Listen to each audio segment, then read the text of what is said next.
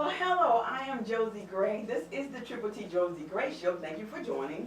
As you can see, yes, I do have this crutch because I've hurt myself. And you know, the reason why I didn't mind bringing this crutch on the set today is because there's something in the world today that's taking place. We have a hurting generation that we're trying to reach. And I was talking to a young lady who actually helps me in my office at times, talking to her about how to bridge that gap. See, she's about the age that's not quite young enough to be Generation X, as we call them, or as the world calls them, and she's not quite old enough to be my age and older. So we were talking about things that's going to help bring healing to them and cause the younger generation to be attracted to what we call the church. Most importantly, who God is, what He does, and how He loves them. Well, the challenge that I found in the lower country, being that I am a musician, I played for a number of churches here, and I've noticed that most of the younger generation have either grown up, moved out, or died out. In other words, they're very non-existent in the church today, in the smaller churches. So we're looking for, praying about, and talking about real issues.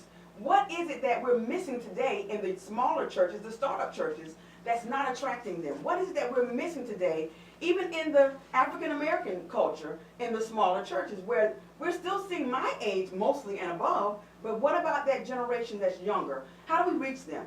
Today's segment, you'll get to hear us talking about that, and I hope you enjoy it, because when you have a situation that there's a pain and we need to find an antidote, or we need to find what's going to bring that healing, that's what our ministry is all about. That's what the Triple T Josie Gray is about. That's what the ministry that I founded, called Free for Life Revolution Center, is all about. Reaching, teaching, growing, and healing. Listen up as you listen to me interview Miss Shira Green. Thank you again for joining. I hope you enjoy. Well, thank you for joining the Triple T Josie Gray Show. I am your host, Josie Gray, and today I have a treat for you. Yes, I have a guest, Miss Shira Green. Thank you for joining us, Miss Shira. Thank you. Well, let me tell you a little bit about Shira. Miss Green is a native of the Low Country area of South Carolina, right here where we are. She's a graduate of Claflin University and the University of South Carolina School of Law. Her goal is to use her law degree to become a business consultant and a legal analyst. She's also a researcher, writer, and singer. Also, she has a passion for helping people. Those are the kind of people we're going to deal with. She has a passion for helping people through education and the creative arts. Hence, she is also a poet.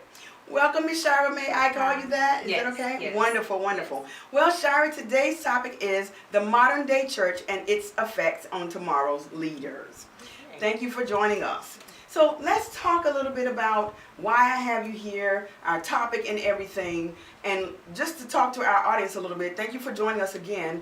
We're now starting to have guests. So if you're interested in being a guest, be sure to let us know. Let's put that plug in there right quick. And Shira, let's talk a little bit about today's topic. Okay. The modern church and its effect on tomorrow's leaders. Okay. Okay? Okay. Well, just a little bit about that topic. The reason why I'm having you here is because you're kind of in between what we call the Generation X, Yes.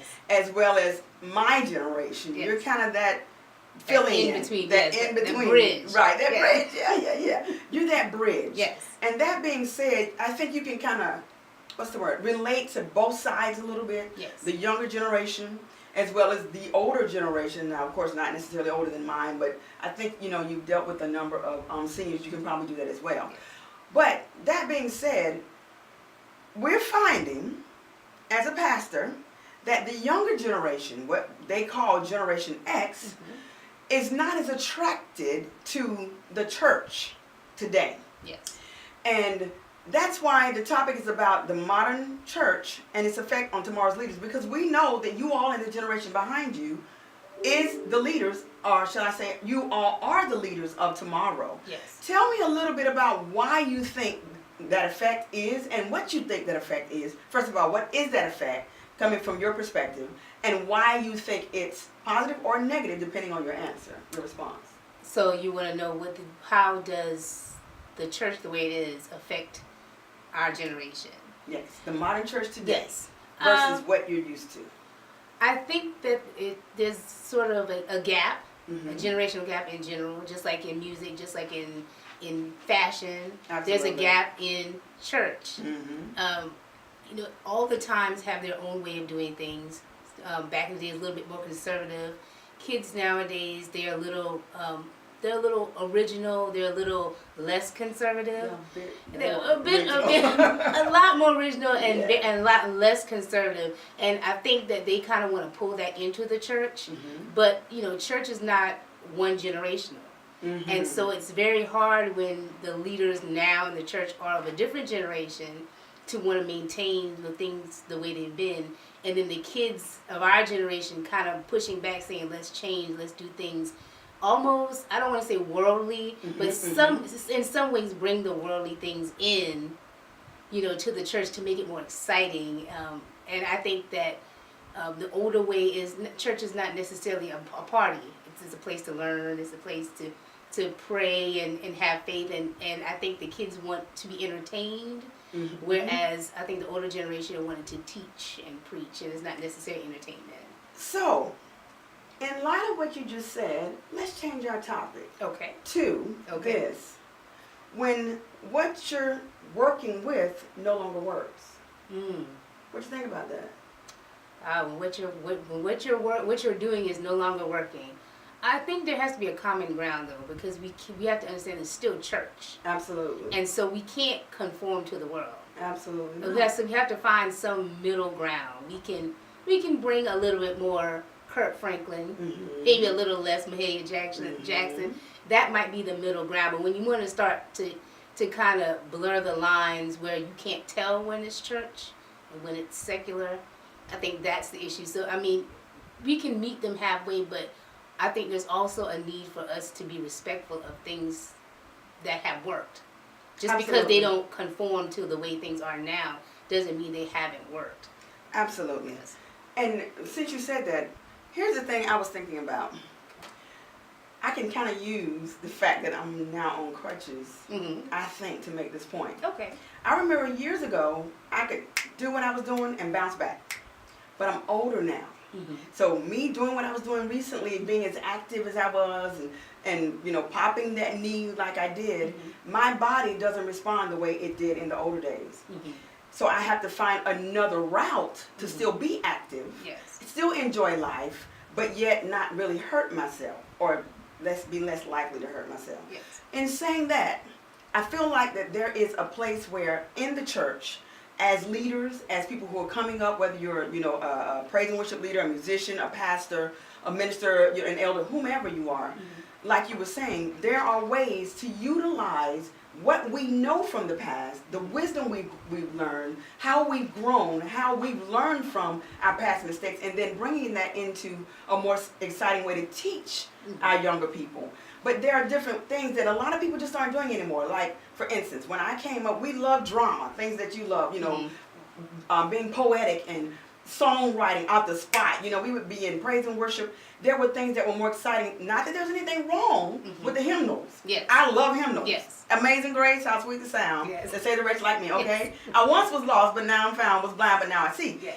The thing is, with the hymnals, I think sometimes that in between is a little hard, because in the olden days it was slow.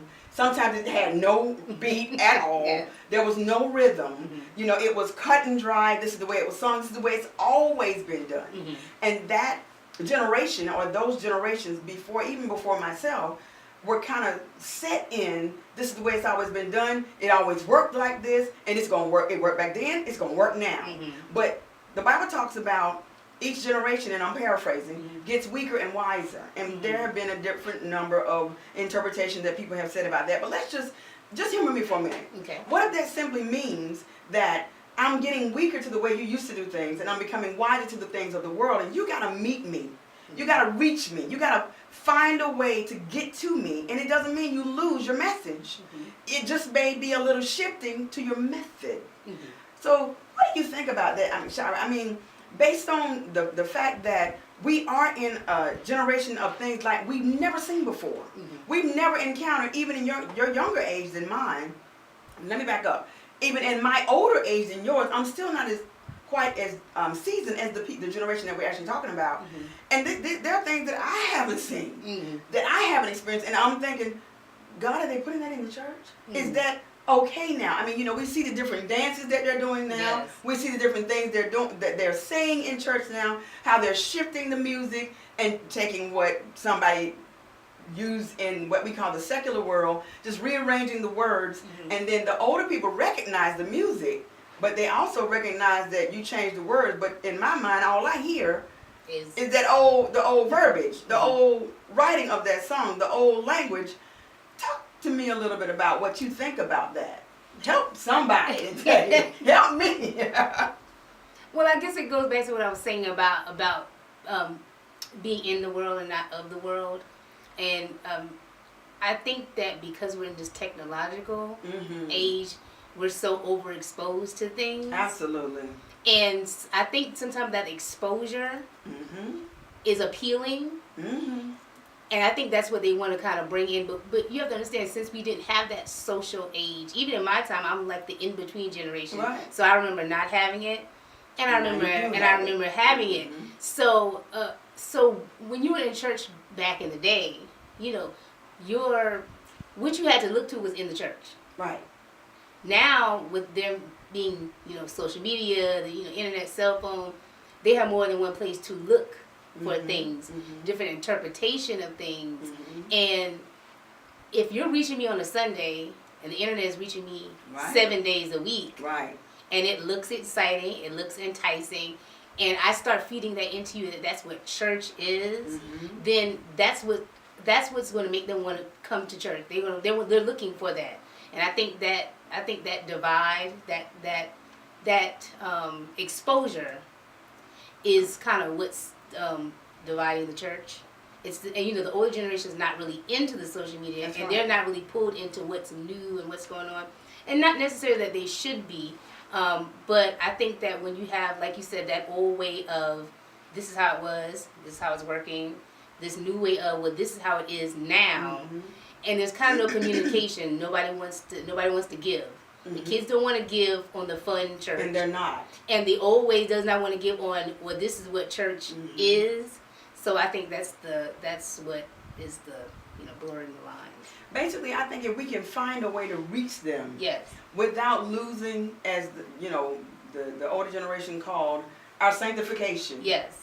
and our holiness, if you Mhm. will, that we can find a way to reach them, not necessarily entertain them, but attract them. Mhm. Because if it's kind of like in a relationship. Yeah. If I'm not attracted to you, Mhm. I'm just not attracted to you. You're not going to keep my attention. Mhm. So, I think we forget that nowadays we've kind of made God so unattractive. When I came up, it was all about hell, fire, brimstone. You're going to hell Mhm. if you wear pants, if you wear red fingernail polish, red lipstick, makeup, if you cut your hair, if Mhm. you wear your dress too short. Certain things that the new generation is like, that's how we dress. Mhm. So y'all saying we can't come to church like that, does that mean God won't accept me, or God doesn't love me just because this is how I dress? I think coming from the older way of doing things, we many times try to clean, as they say, the fish Mhm. before we catch them. Yes. And I feel like, and you can, we're going to close after this by giving you an opportunity to speak to the camera, to the people from the older generation Yes. and to the newer generation. But I think that one of the things we forget is it was first of all love that attracted us. Yes. It wasn't judgment. It wasn't the do's and the don'ts. It was the fact that you saw I had a need to be loved, and the love of Christ superseded all of those things. My dress attire, whether or not I cut my hair, whether or not it was short, whether or not I came to church in pants, or whether or not I came to church in a short or long dress. Mhm. But the fact that if we can get back to loving first, and then letting that love draw, and then asking God to teach us how to love, because this is another topic of discussion, but many of us don't love ourselves, so we don't really know how to love them. Mhm. So that being said, I'm going to close right there on my part and give you an opportunity to say anything you feel on your heart that might reach the younger generation, as well as might shift the older generation to realizing the importance of reaching the generation as well as your own generation. I think I can kind of sum it up together, for the old and the new generation, I think for some way there's a manipulation on both sides. The manipulation on the older generation that if you're not this way, then you're not godly, and a manipulation on the younger generation that if you want us to come to church, then you need to do it our way, when really it needs to be a coming together. At the end of the day, it's really all about the word. It's about the word, whether you are, doing things that are against the word, against God.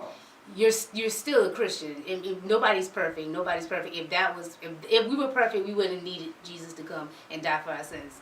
So we have to be humble to the fact that there is a new way and there is an old way. And if we come together and find a nice median, then church will be where it's supposed to be. Everybody coming together and serving God.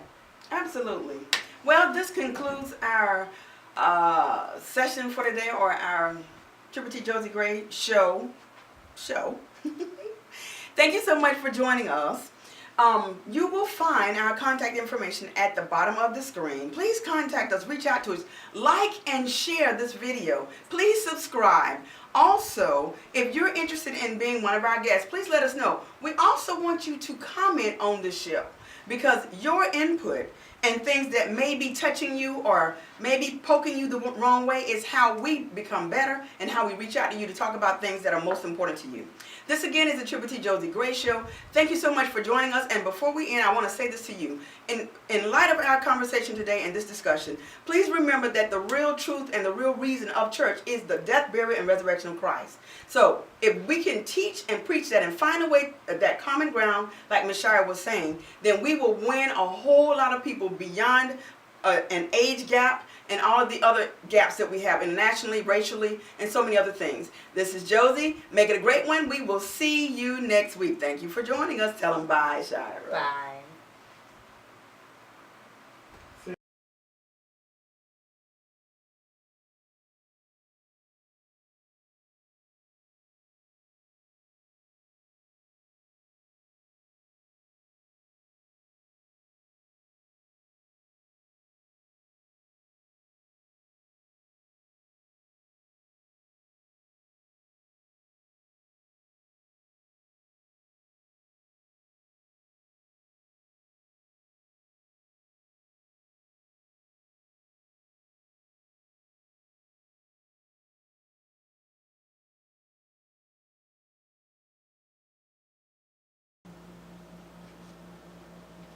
Listen, I hope you enjoyed that segment.